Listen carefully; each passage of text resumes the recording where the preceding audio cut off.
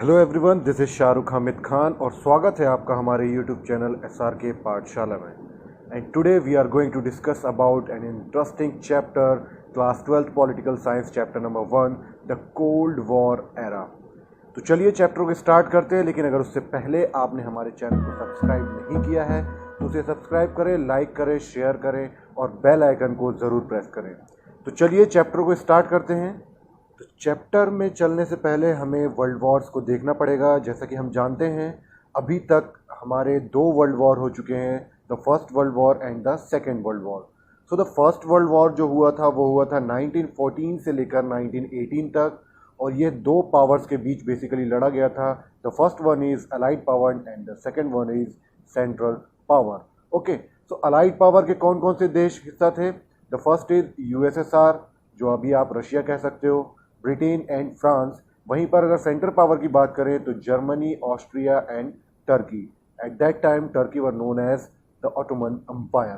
तो इन 2 पावर्स के बीच में हुआ था फर्स्ट वर्ल्ड वॉर, और जीता कौन था? तो जीते थे हमारे अलाइड पावर, ठीक है ना। अब बेसिकली इसको वर्ल्ड वॉर इसलिए बोला गया था क्योंकि पावर्स तो 2 थी, 2 ग्रुप्स में डिवाइड था, बट यहाँ पर कहीं ना कहीं जो पूरा वर्ल्ड की सारी कंट्रीज कहीं ना कहीं इन्वॉल्व थी, डायरेक्टली और indirectly. Okay, so second world war की बात करें तो सेकेंड वर्ल्ड वॉर जो हुआ वो हुआ 1939 से लेकर 1945 तक, और यह 2 जो ग्रुप के बीच में हुआ था वो थे allied power and axis power. Allied power में थे आपके USSR, Britain, France and US। वहीं पर अगर बात करें एक्सेस पावर की तो एक्सेस पावर का हिस्सा थे जर्मनी, इटली और जापान। और इस वॉर को भी किसने जीत लिया था? जीत लिया था अलाइड पावर ने। ओके, तो जानेंगे हम 1945 के बाद, मतलब after the second world war, क्या सिचुएशन रही वर्ल्ड की, जिसको हम जानते हैं द कोल्ड वॉर एरा के नाम से। ठीक है, तो ये जो कोल्ड वॉर एरा था ये 1945 से लेकर 1990 तक चला, मींस 45 ईयर्स तक चला। तो हम इन्हीं 45 ईयर्स के बारे में इस पूरे चैप्टर में देखेंगे। तो चलिए चैप्टर को स्टार्ट करते हैं। So our first topic is Cuban missile crisis. तो चलिए जानते हैं क्या था ये क्राइसिस।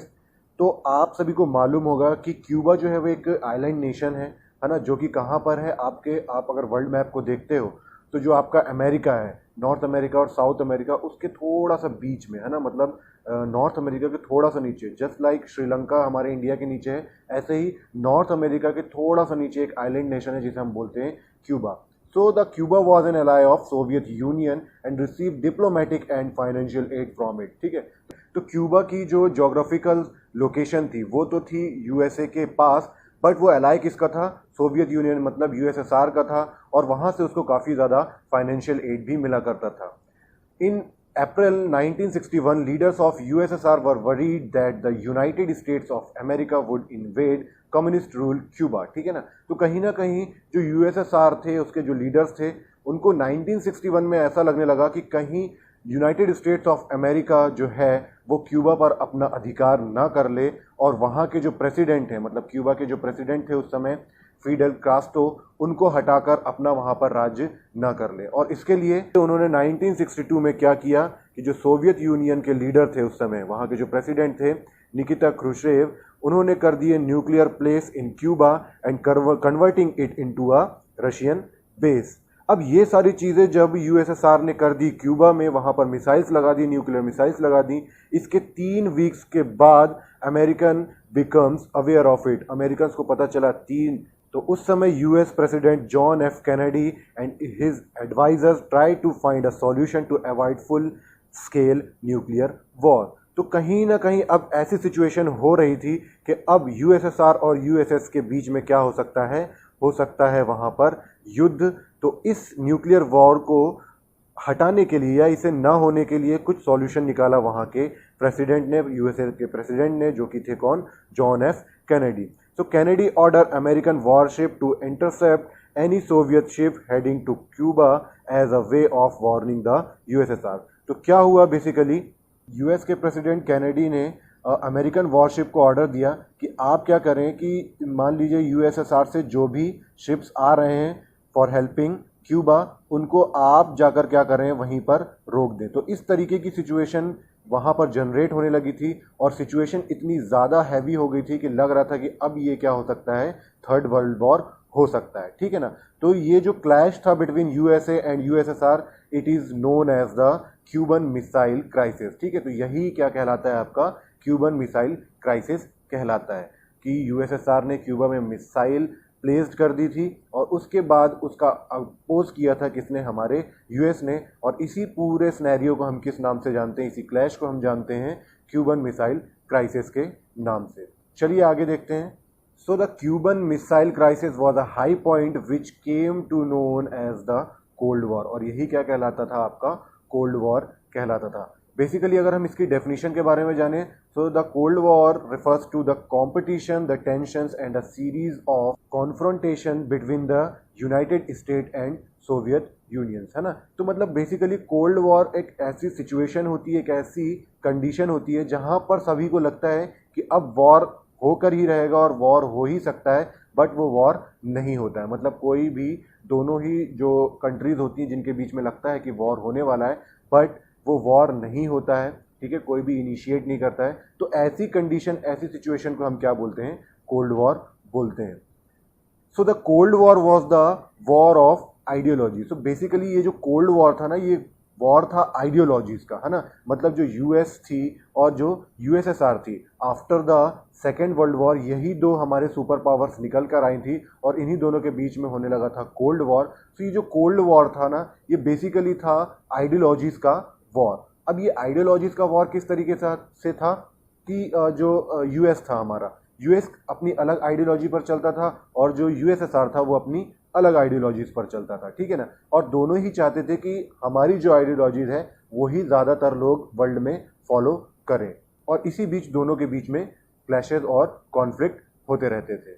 तो हम इन आइडियोलॉजीज के बारे में जानते हैं। The first one is capitalism and the second one is communism और सोशलिज्म। तो जो कैपिटलिज्म होती है ideology, basically the economic system in which the business our own and run for profit by individuals and not by the state, ठीक है। तो ये capitalism मतलब पूंजीवाद एक ऐसी आइडियोलॉजी होती है, एक ऐसा इकोनॉमिक सिस्टम होता है जिसमें जो बिजनेस होता है या वहाँ पर उस कंट्री में रहने वाले जो भी लोग काम करते हैं ना, वो करते हैं काम किसके लिए, प्रॉफिट के लिए, by individual, not by the state. उसमें स्टेट का कोई भी इंटरफेरेंस नहीं रहता है, सभी लोग इंडिविजुअली वहाँ पर अपना प्राइवेट सेक्टर को एक तरीके से ये क्या करते हैं, बूम करते हैं, ठीक है। वहीं पर अगर हम बात करें कम्युनिज्म की, so the political system in which the state owns and control all factories, farms, service, ठीक है। तो कम्युनिज्म में क्या होता है कि यहाँ पर एक स्टेट होती है, ग्रुप बनाया जाता है कि स्टेट होती है, वही क्या करती है, वहाँ पर कंट्रोल करती है सारी फैक्ट्रीज को, ठीक है, इंडस्ट्रीज को, फार्म्स को, सर्विसेज को, और क्या करती है, जो भी उसमें प्रॉफिट होता है उसको इक्वली क्या कर देती है, डिवाइड कर देती है, ठीक है। तो ये अलग अलग दो आइडियोलॉजीज होती हैं,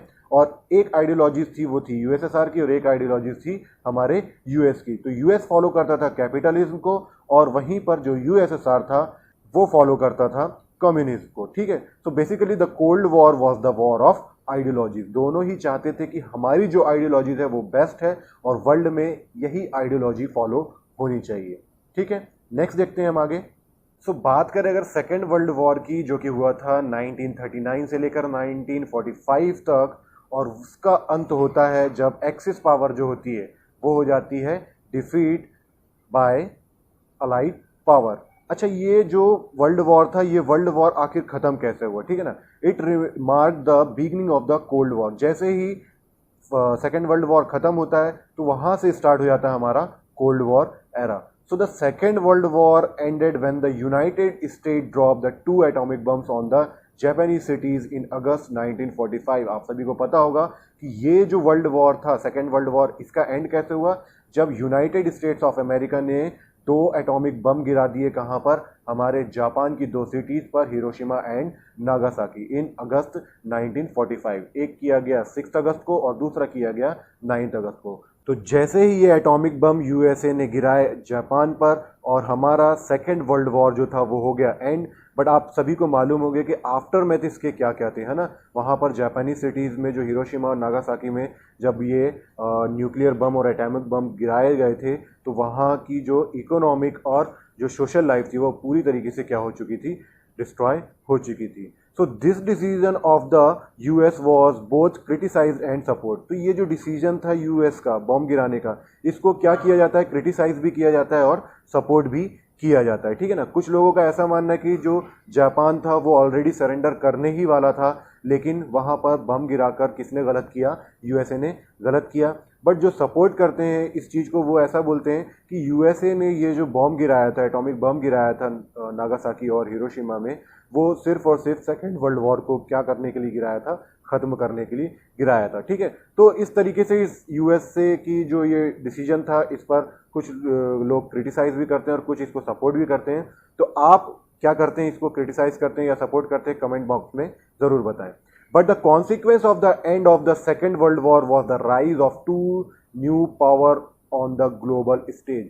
जैसे ही यह वर्ल्ड वॉर खत्म हुआ, इस वर्ल्ड वॉर को जीत गया कौन, अलाइड पावर। और अलाइड पावर के 4 मेंबर्स थे, कौन कौन, USSR, USA, Britain and France. अब ब्रिटेन और फ्रांस की आपको मालूम है काफ़ी जगहों पर, काफ़ी कंट्रीज़ में क्या थी, कॉलोनीज थी। तो इनका जो फाइनेंशियल क्राइसिस था वो हो गया था, काफ़ी ज़्यादा बढ़ गया था, जिसकी वजह से ये लोग तो अपने ही कामों में हो गए व्यस्त और बचे 2 पावर्स जो क्या क्या थे आपके, यूएसएसआर एंड यूएसए। और ये दोनों ग्लोबली एक सुपर पावर निकलकर हमारे सामने आए, यूएसए एंड यूएसएसआर। और इन दोनों के बीच में चलने लगी राइवलरी, मतलब कि दुश्मनी टाइप की चलने लगी between great power remain a cold and not hot और शूटिंग वॉर।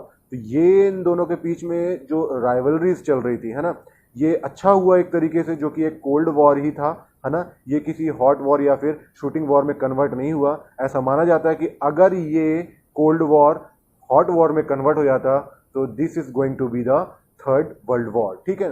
तो ये जो इनका एक आप कह सकते हो राइवलरी थी, ये कोल्ड वॉर पर तक ही क्यों सीमित रहा, उसका एक कारण था और वो कारण था लॉजिक ऑफ डेटरेंस। तो चलिए जानते हैं अब लॉजिक ऑफ डेटरेंस को। So the logic of deterrence का मतलब होता है, the logic of deterrence means when both side have the capacity to respond against an attack and to cause so much destruction, ठीक है ना। मतलब कहने का ये है कि जब दोनों ही जगहों पर, दोनों ही साइड में ये कैपेसिटी होती है कि वो क्या कर सकें, वॉर को या फिर अटैक को काउंटर कर सकें और वहाँ पर जो भी वहाँ की इकोनॉमिकल और सोशल लाइफ उसको डिस्ट्रक्शन पहुँचा सकें, डिस्ट्रॉय कर सकें।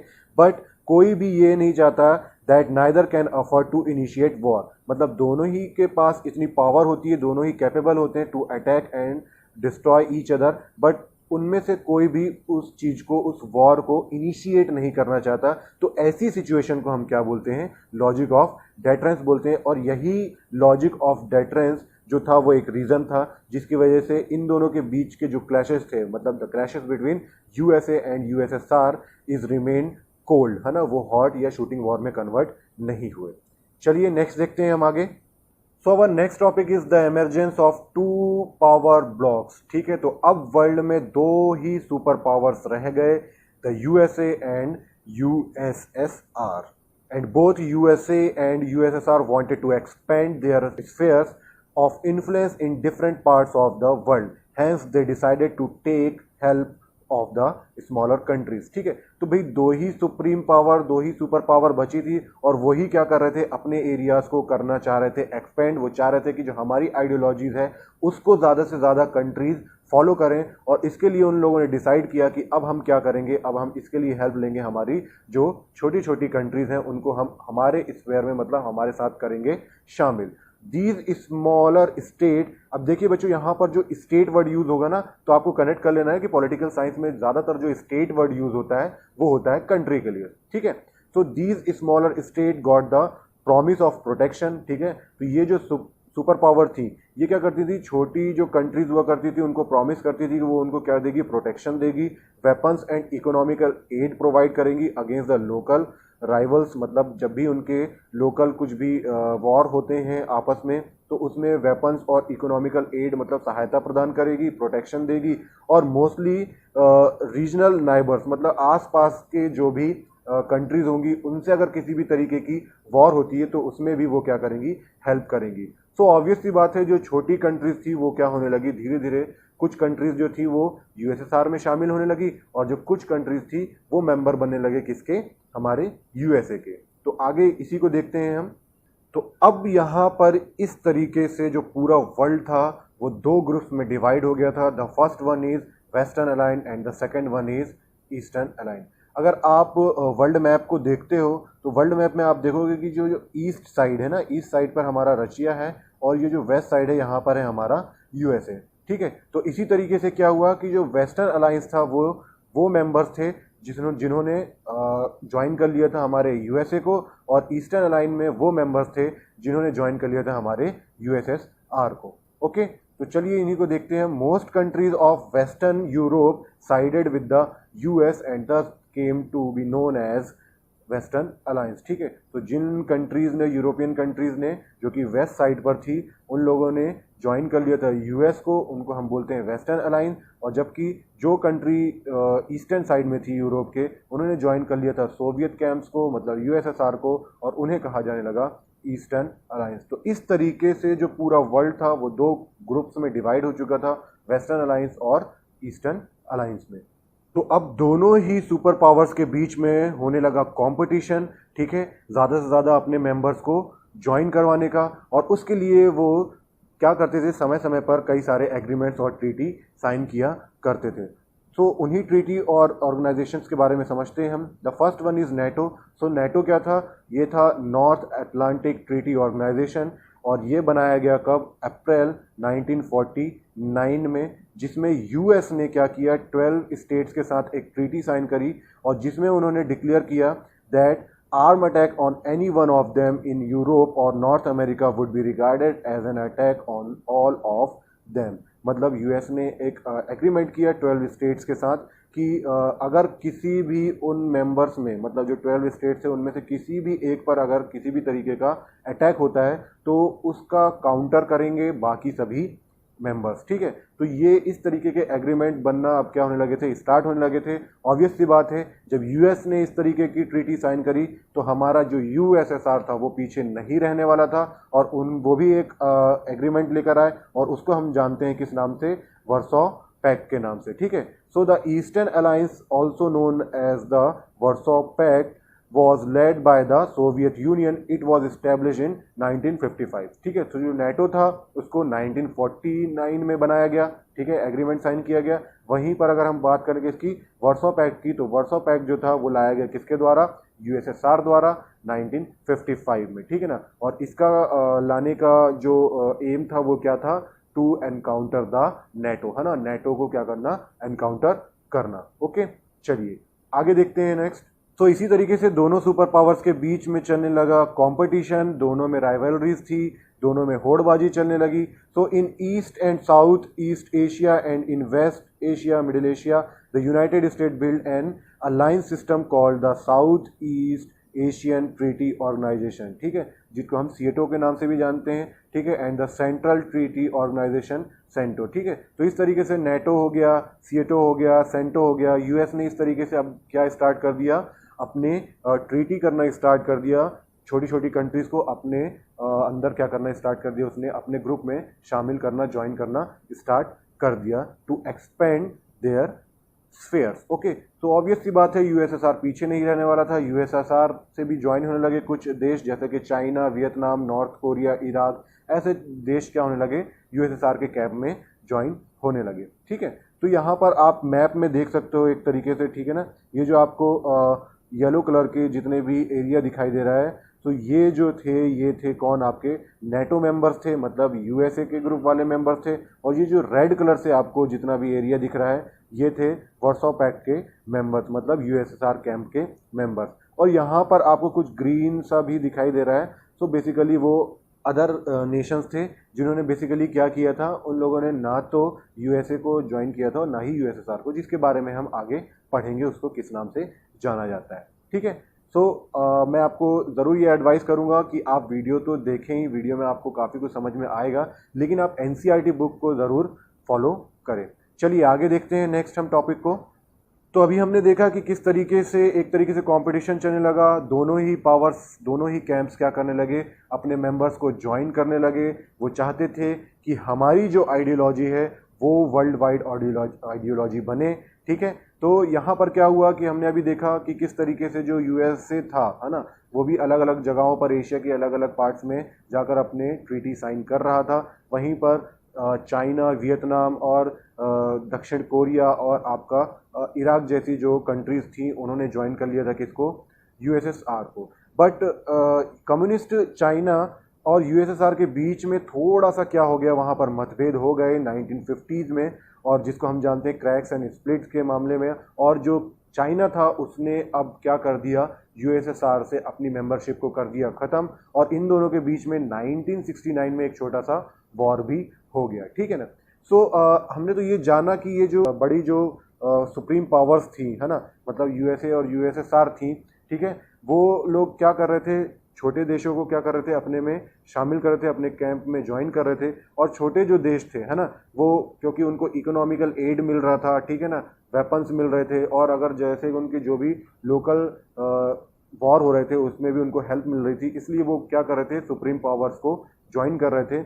लेकिन अब हम रीजंस जानते हैं, reasons of alliance with the small state, कि ये जो बड़ी बड़ी जो सुप्रीम पावर्स थी दो, है ना, यूएसए और यूएसएसआर, ये आखिर इन छोटे छोटे देशों को, छोटी छोटी कंट्रीज को क्यों अपना अलायंस बना रही थी। ठीक है, so the first reason is the location to spy each other. ठीक है ना भाई, क्या हो रहा था कि बड़ी ये जो सुप्रीम पावर्स थी, है ना, मतलब यूएसए और यूएसएसआर थी, इनको लोकेशंस मिल जाती थी टू स्पाई ईच अदर, है ना, मतलब एक तरीके से जासूस वहाँ पर वो क्या कर देते थे, अपने रख देते थे, ताकि उनको दूसरी कंट्रीज की अपनी राइवलरीज के बारे में पता चल सके। ठीक है, the next one is to gain vital resource such as oil and minerals. अब जो ये बड़े बड़े जो दोनों सुपर पावर्स थे, इनका सबसे बड़ी हेल्प क्या हो जाती थी छोटी कंट्रीज से, कि इनको रिसोर्सेज, वाइटल रिसोर्सेज इनको मिल जाते थे, जैसे कि ऑयल और मिनरल्स, है ना, जैसे कि ईरान, इराक ऐसी जो कंट्रीज हो गई, या भी जो भी ऑयल बेस्ड कंट्रीज हो गई, उनसे इनको क्या मिल जाते थे, ऑयल्स वगैरह या मिनरल्स वगैरह आसानी से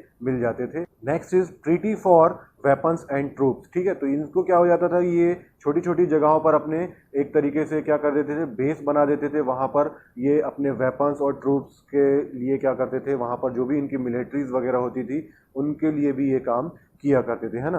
and the last one is economic support, और एक तरीके से क्या होता था, इनको इकोनॉमिक सपोर्ट भी मिल जाता था। फॉर एग्जांपल जैसे कि यूएसए है, तो यूएसए ने आप मान लीजिए जो भी अपना छोटी कंट्रीज है, मेंबर है उसकी, उसके पास उन्होंने क्या कर दी, अपनी मिलिट्रीज लगा दी, और वहाँ पर क्या होता था, उस मिलिट्री का जो भी खर्चा होता था वो वही कंट्री, छोटी कंट्री उठाती थी, जिसकी वजह से उनको क्या हो जाता था, यूएसए को इकोनॉमिक सपोर्ट मिल जाता था। तो इस तरीके से जो सुप्रीम पावर्स थी, मतलब जो सुपर पावर्स थी यूएसए और यूएसएसआर, उनको भी कहीं ना कहीं इस चीज़ का बेनिफिट मिल रहा था, और जो स्मॉल स्टेट थी, स्मॉल कंट्रीज थी, उनको भी कहीं ना कहीं इकोनॉमिकली और वॉर बेसिस पर भी सपोर्ट मिल रहा था। ठीक है, सो गाइज ये था हमारा इस चैप्टर का पार्ट 1। नेक्स्ट पार्ट मैं जल्द से जल्द आपके साथ लेकर आऊँगा। सो अगर आपको ये वीडियो समझ में आई हो, अच्छी लगी हो, तो प्लीज़ इसको लाइक करें, शेयर करें और सब्सक्राइब करें। मिलते हैं नेक्स्ट वीडियो में, तब तक के लिए थैंक यू सो मच।